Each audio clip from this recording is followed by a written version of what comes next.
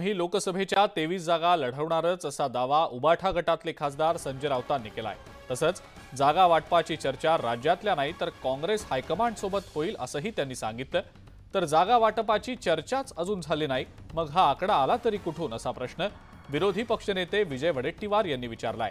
काहीतरी वावड्या उठवून भांडणं लावायचा हा प्रयत्न असल्याचंही त्यांनी सांगितलं।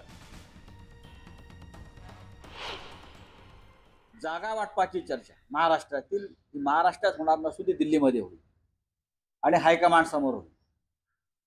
आम्ही 23 जागा लढवतो हे आम्ही दिल्लीच्या काँग्रेसच्या नेत्यांना स्पष्ट सांगितलेलं आहे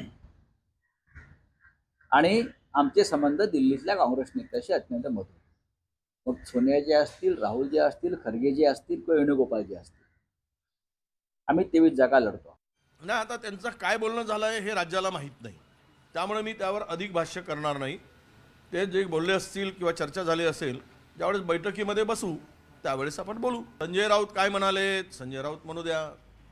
संजय राऊत जर 23 जागा लढतो म्हणाले तर आम्ही कशाला त्या संदर्भातलं खंडन करू। जो निर्णय आहे तो आमचे हायकमांड घेतील।